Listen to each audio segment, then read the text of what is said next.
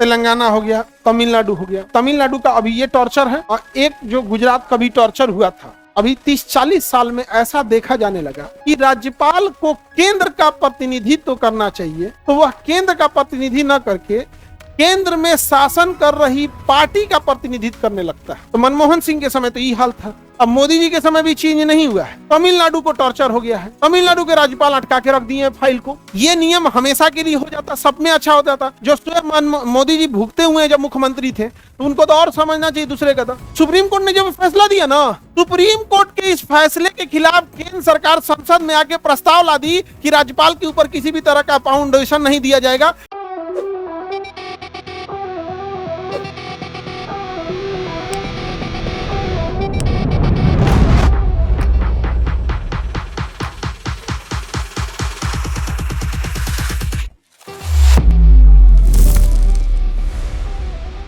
अब देखना इस देश में शुरू से ही, अभी किसी ऐसा नहीं है कि किसी एक गवर्नमेंट की हम बात कर रहे हैं, चाहे वो मनमोहन सिंह हो या नरेंद्र मोदी हो।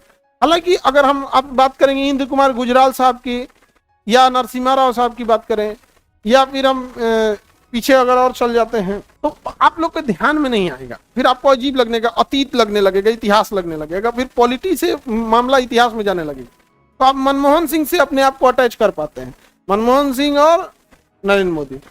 हम लोग हैं कि थोड़ा सा नरसिम्हा राव साहब हो गए, गुजराल साहब हो गए, वाजपेयी जी हो गए, और तो थोड़ा हम लोग तो पुराट हैं लोग, आप लोग तो अभी नए नए हैं लोग। यहाँ समझिएगा दोनों में क्या गड़बड़ी है। जब देश बनाया गया, संविधान जब बनाया गया, तो संविधान में ना हम लोग ने फेडरलिज्म को रखा। फेडरलिज्म मतलब होता है कि राज्यों को स्वतंत्र छोड़ दीजिए। राज्यों को हमने क्या किया, स्वतंत्र रखा कि राज्य को ज्यादा हस्तक्षेप न कीजिए। कहीं केरल है, कहीं तमिलनाडु है, कहीं कुछ है। राज्यों को हमने क्या रखा था, स्वतंत्र रखा था, हस्तक्षेप नहीं करने दिया। जैसे तेलंगाना हो गया, तमिलनाडु हो गया, और ये दिल्ली है। क्या है, तो राज्यपाल की नियुक्ति इसलिए की गई थी। हम दो एग्जाम्पल आपको लेते हैं। एक तमिलनाडु का अभी ये टॉर्चर है, और एक जो गुजरात का भी टॉर्चर हुआ था, तो दोनों में अलग अलग है। तो रूल क्या था कि राज्यपाल को भेजा गया राज्य में कि वह केंद्र का प्रतिनिधि और केंद्र के मुद्दों को उठाए और केंद्र का ध्यान रखे। सेंट्रल से टूट तो नहीं रहा या सेंट्रल से बिगड़ तो नहीं रहा, लेकिन विगत कुछ दशकों में, अभी 30-40 साल में ऐसा देखा जाने लगा कि राज्यपाल को केंद्र का प्रतिनिधित्व करना चाहिए, तो वह केंद्र का प्रतिनिधि न करके केंद्र में शासन कर रही पार्टी का प्रतिनिधित्व करने लगता है। वो केंद्र के हित में है या नहीं, उससे मतलब उसे नहीं है। वो पार्टी हित में है या नहीं है, इसका हम दो एग्जाम्पल देते हैं। जब मनमोहन सिंह थे, तो गुजरात में मोदी जी मुख्यमंत्री हुआ करते, तो मनमोहन सिंह ने कमला बेनीवाल को भेजा राज्यपाल बनाए। इतना फाइल अटकाई कमला बेनीवाल ने ना, इतना फाइल अटकाई कि नरेंद्र मोदी उब गए। कोई विधानसभा से पास हो गया, वहां विधान परिषद है नहीं। मान के चले विधान परिषद होता तो विधान परिषद से भी पास हो जाता, लेकिन वहां विधान परिषद नहीं है, विधानसभा से पास हो गया। गया कमला बेनीवाल के पास, साइने नहीं कर रही है, तो कभी पॉकेट वीटो लगा दे। और कभी राज्यपाल के पास एक विशेष पावर होता है, राज्यपाल के पास, कि वह किसी भी विधेयक को केंद्र के जांच के लिए रिजर्व रख लेगा। उसके पास एक एक्स्ट्रा पावर है। राष्ट्रपति के पास तो क्या है, या तो पास करो, या तो फेल करो, या तो वीटो लगाओ, पॉकेट वीटो लगाओ। राज्यपाल के पास भी तीनों ऑप्शन है, पास करो या फेल करो या पॉकेट वीटो लगा। एगो एक्स्ट्रा पावर है कि हम केंद्र सरकार के सलाह के लिए सुरक्षित रख लिए। तो उनका फैलवा अटका के कह देती थी केंद्र को भेज दिए हैं देखने के लिए। अब केंद्र में कोनो लिमिटेशन नहीं है। तो मनमोहन सिंह के समय तो ये हाल था। अब मोदी जी के समय भी चेंज नहीं हुआ है। तमिलनाडु को टॉर्चर हो गया है, तमिलनाडु के राज्यपाल अटका के रख दिए हैं फाइल को। तमिलनाडु गवर्नमेंट आया, केस कर दिया दिल्ली हाई कोर्ट में, सुप्रीम कोर्ट में। सुप्रीम कोर्ट ने आदेश दे दिया कि राज्यपाल किसी भी फाइल को या तो यस करे या तो ना करे, या तो ठीक है तो फाइल साइन करें और नहीं तो रद्द करके लौटाएं, 90 दिन के अंदर लौटाएं। क्या ये बेहतर था या नहीं था? ये नियम हमेशा के लिए हो जाता, सब में अच्छा हो जाता। जो स्वयं मोदी जी भुगते हुए हैं जब मुख्यमंत्री थे, तो उनको तो और समझना चाहिए दूसरे का था। सुप्रीम कोर्ट ने जब फैसला दिया ना, सुप्रीम कोर्ट के इस फैसले के खिलाफ केंद्र सरकार संसद में आके प्रस्ताव ला दी कि राज्यपाल के ऊपर किसी भी तरह का फाउंडेशन नहीं दिया जाएगा, क्योंकि राज्यपाल उस राज्य का सर्वोपरि होता है, उसे फाउंडेशन न देना संविधान के अनुरूप नहीं है और इसका पालन किया जाएगा। अब भैया सुप्रीम कोर्ट मजबूर, क्योंकि जो संसद से रूल बन गया है उसको ये सुप्रीम कोर्ट मानेगा। अब वो सुप्रीम कोर्ट के पास चला गया, अब सुप्रीम कोर्ट मुंह लटक गया, वहां का मुख्यमंत्री फिर परेशान। अब वो लोग दोबारा सुप्रीम कोर्ट में केस किए रिव्यू पिटीशन के लिए कि ये मूल ढांचा के अनुरूप नहीं है। अब देखिए इसको, और अगर संविधान सुप्रीम कोर्ट ने मूल ढांचा का दे दिया सिद्धांत तो हो जाएगा। ये 90 दिन वाला ठीक है कि नहीं है? अब आप इसमें ना लड़िएगा नहीं पार्टी पार्टी देख के, क्योंकि कई बार हम स्टूडेंट में भी देखते हैं कि हाँ मनमोहन सिंह में ऐसा था तो मोदी, दोनों एक के टाइप के हैं। देखिए दोनों लोग का, राज्य को कोई स्वतंत्र नहीं करना चाह रहा है। भैया आप गुजरात में भुगते थे, अभी आप तमिलनाडु को भुगत रहे हैं, समझे? अच्छा, तमिलनाडु में होता क्या है, साउथ की पॉलिटिक्स नॉर्थ की पॉलिटिक्स से अलग हो जाती है।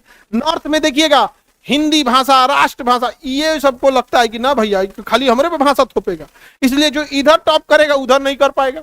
दूसरा, अपने यहाँ नॉर्थ इंडिया में ना कई बार जो पॉलिटिकल मीम्स होते हैं, पॉलिटिकल कई बार ना होते हैं क्या है कि एक पॉलिटिकल चीजों को घुमाने के लिए कुछ मीम्स बना दीजिए, जैसे कजन्स मैरिज कि नॉर्थ इंडिया में कजन्स मैरिज, चाचा की लड़की मामा की लड़की से, जैसे इलेक्शन के मुद्दे में देखिए यहाँ जैसे कजन्स मैरिज, नॉर्थ इंडिया में कजन्स मैरिज होता है नहीं, चाचा मामा की लड़की से शादी नहीं होता, मुस्लिम में हो जाता है। अब ये नॉर्थ इंडिया में मुद्दा हो जाता है, लेकिन साउथ इंडिया में मुस्लिम और हिंदू दोनों में हो जाता है। तो उनको लगता है कि कल्चरल डिफरेंस है, इसलिए जो पार्टी नॉर्थ में अच्छा परफॉर्म करेगी ना साउथ में नहीं कर पाती, इधर में ना एक बहुत बड़ा मामला हो जाता है बीफ का, साउथ में उतना बड़ा मामला नहीं बनता। हालांकि भारत में ना ये राजनीतिक मामला है, सोच रहा बंद करो ये को विधेयक ले आके खत्म कहानी।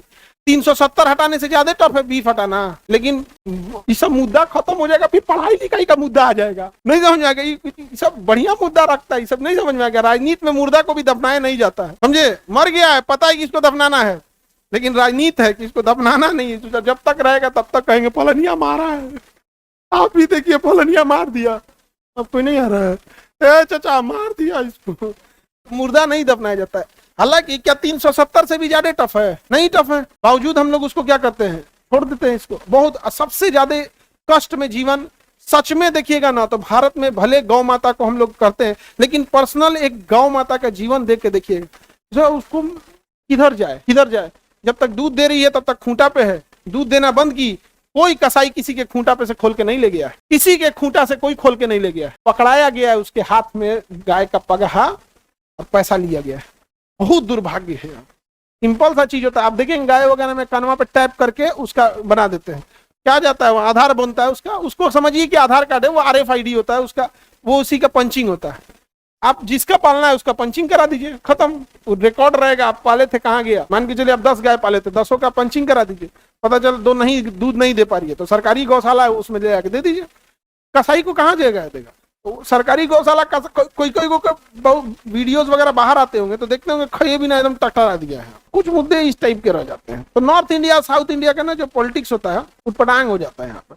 और अभी तो बीफ का तो ऐसा नौटंकी किया, मिथुन घोषित कर दिए, जा गाय परेशान। तो दुकान तो जर्सी गाय नहीं है क्या? हम लोग यहाँ बचपन से सुने थे कि पहली रोटी गाय को 8 साल 10 साल से हम लोग पहला रोटी जाके गाय को खिलाते थे। हमें जर्सी गाय, हमें पता चला कि माथे नहीं है यार, नहीं सुन रहे हैं भाई।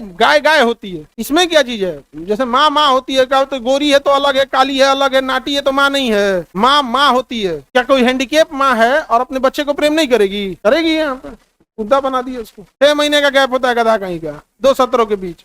3 महीना कौन कहाँ पढ़ ली? हाँ तो बोलो मामला बोलो। फरवरी तुम क्लास नहीं किया था बीच में? नहीं तो बैठ जाओ, पूर देंगे तुमको। क्लास नहीं किया है और डाउट पूछेंगे यहाँ पर, किसी और से पूछ लो, किसी और से नहीं तो दूसरे किसी से पूछो। तब जब कभी भी आपका क्लास छूटा हो ना और उस कारण डाउट हो तब आप दूसरे से पूछो। उस हिसाब से तो आदमी पढ़ाएगा कहाँ, तो अब जाना का डाउटे रहेगा। पहली सुनो ध्यान से, जब तुम ऐसा क्वेश्चन पूछे ना तब भी हम समझ गए तुम्हारा क्लास छूटा हुआ। तुम्हारे माथा पे थोड़े लिखा है क्लास छूटा है। आपका बात करने का तरीका बता देता है कि नहीं इसका क्लास छूटा। क्यों? क्योंकि उस समय हम माथा पे ठोक के पढ़ाए होते हैं कि अमूमन 3 महीने का ही 2 महीने का गैप देखा जाता है, लेकिन संभावना है कि 6 महीने का गैप हो सकता है। बताए थे कि नहीं बताए थे? जब किसी भी लड़का या लड़की का क्लास छूटने की वजह से कोई क्वेश्चन नहीं समझ में आता है तब आप स्टूडेंट्स के बीच में आपस में डिस्कस किया कीजिए। वो आपका डाउट थोड़े है, वो डाउट है जी। 4 दिन घरे बैठेंगे या बाद में एडमिशन लेंगे तब तो डाउटे रह जाएगा। तो आप बताइए, राज्यपाल का जो पद है, राज्यपाल का पद, क्या यह अभी राजनीति की ओर ज्यादा नहीं अलाइन हो गया है? जबकि बनाया गया था राज्यपाल को इसलिए कि वो केंद्र का प्रतिनिधि करेगा।